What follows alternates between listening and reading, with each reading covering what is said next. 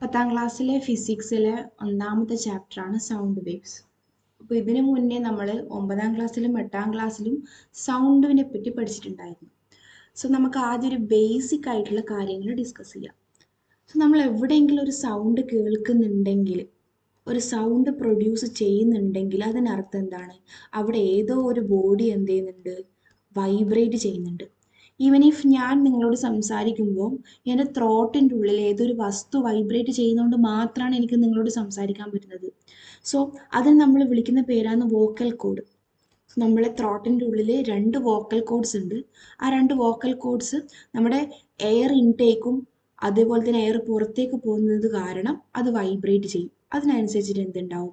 Sound produce ചെയ്യും. So വെന്നെവർ നിങ്ങളൊരു sound എവിടെയെങ്കിലും പ്രൊഡ്യൂസ് ചെയ്യുന്നുണ്ട്, സൗണ്ട് കേൾക്കുന്നുണ്ടെങ്കിൽ അതിനർത്ഥം അവിടെ വൈബ്രേഷൻ നടക്കുന്നുണ്ടെന്ന് അർത്ഥം. ഓക്കെ, അപ്പം നമ്മൾ സ്പേസിൽ പോയിട്ട് നമ്മൾ ആസ്ട്രോനട്സ് ഒക്കെ സംസാരിക്കാൻ വേണ്ടിയിട്ട് അവർ റേഡിയോ വേവ്സ് ഉള്ള ഫോൺസ് ആണ് യൂസ് ചെയ്യുക. ഓക്കെ, എന്തുകൊണ്ടാണെന്ന് വെച്ചാൽ നമ്മൾ സ്പേസിൽ പോയാൽ നമുക്ക് നമ്മുടെ സൗണ്ട് കേൾക്കില്ല. ബിക്കോസ് സ്പേസിൽ എന്തില്ല? മീഡിയം ഇല്ല. So sound need a medium to travel. അത് മസ്റ്റാണ്. Sound need medium to travel. So നമുക്ക് പറയാൻ പറ്റുന്ന 3 മീഡിയം ഏതൊക്കെയാ? Solid, liquid and gas. ഈ 3 മീഡിയം പ്രസൻ്റ് ആണെങ്കിൽ മാത്രമാണ് സൗണ്ടിന് ഒരു സ്ഥലത്ത് നിന്ന് മറ്റൊരു സ്ഥലത്തേക്ക് ട്രാവൽ ചെയ്യാൻ പറ്റുക. ഓക്കെ, ഇത്രയും കാര്യങ്ങൾ ഓർത്ത് നോക്കുക.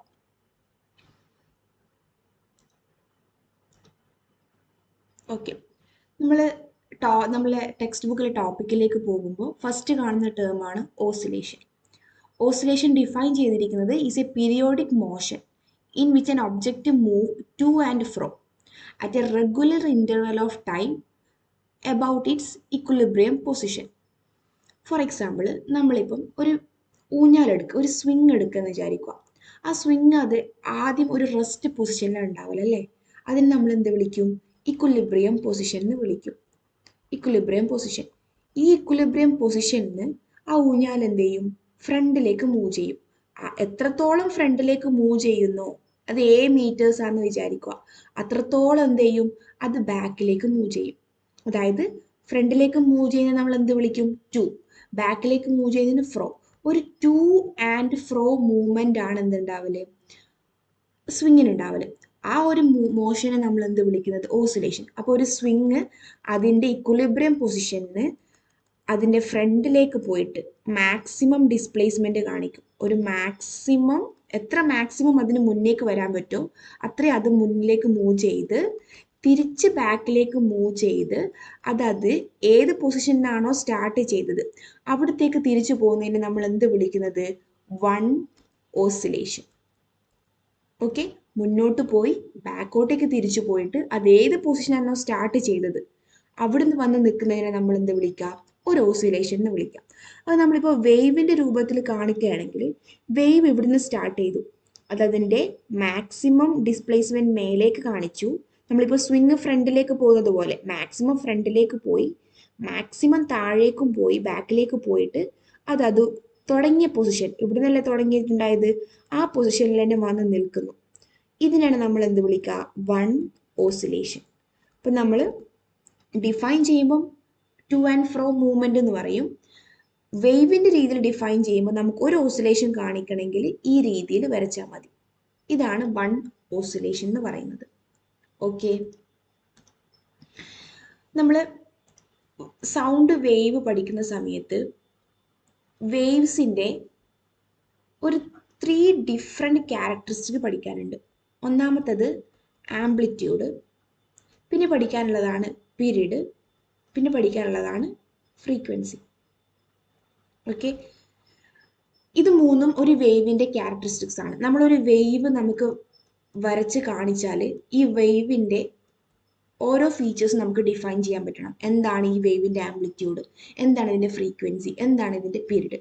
ഓക്കെ, ഫസ്റ്റ് നമുക്ക് ആംപ്ലിറ്റ്യൂഡ് എന്ന് പറഞ്ഞ പ്രോപ്പർട്ടിയിലേക്ക് കടക്കാം. ആംപ്ലിറ്റ്യൂഡ് എന്ന് വെച്ചാൽ the magnitude of maximum displacement to one side from its equilibrium position is amplitude. ഇപ്പം ഞാനൊരു സ്വിങ്ങിൻ്റെ എക്സാമ്പിൾ പറഞ്ഞില്ലേ, സ്വിങ് അതിൻ്റെ ഇക്വിലിബ്രിയം പൊസിഷനിൽ നിൽക്കുന്ന സമയത്ത് അത് എന്നിട്ട് എന്ത് ചെയ്യും, ഫ്രണ്ടിലേക്ക് മൂവ് ചെയ്യും. ഫ്രണ്ടിലേക്ക് മൂവ് ചെയ്യുന്ന വെച്ചാൽ അത് അതിൻ്റെ മാക്സിമം, അതിന് എത്രത്തോളം ഫ്രണ്ടിലേക്ക് മൂവ് ചെയ്യാൻ പറ്റുമോ അത് മൂവ് ചെയ്യും. അപ്പോൾ അതിൻ്റെ മാക്സിമം ഡിസ്പ്ലേസ്മെൻറ്റ് ഇവിടെ കാണിക്കും. മാക്സിമം ഡിസ്പ്ലേസ്മെൻറ്റ് ഫ്രണ്ടിലേക്ക് കാണിക്കും. അതേ എത്രത്തോളം മുന്നോട്ടേക്ക് പോയോ അത്രത്തോളം അത് എങ്ങോട്ടേക്ക് പോകും, ബാക്കോട്ടേക്ക് പോകും. ഇവിടെയും അത് അതിൻ്റെ മാക്സിമം ഡിസ്പ്ലേസ്മെൻറ്റ് കാണിക്കും.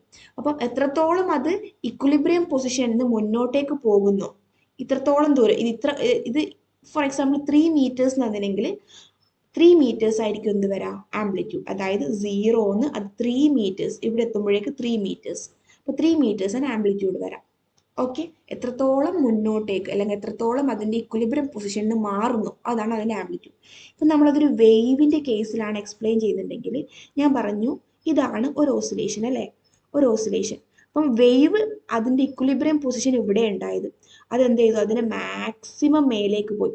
അപ്പം ഇതായിരിക്കും അതിൻ്റെ മാക്സിമം പോകാൻ പറ്റുന്ന ഡിസ്റ്റൻസ്. അപ്പം ഇതാണ് അതിൻ്റെ ആംപ്ലിറ്റ്യൂഡ് ആയിട്ട് വരിക. ഫോർ എക്സാമ്പിൾ ഞാനിത് ഒരു ഗ്രാഫായിട്ട് പ്ലോട്ട് ചെയ്ത് ഇത് 0, 1, 2 എന്ന് കാണിച്ചു.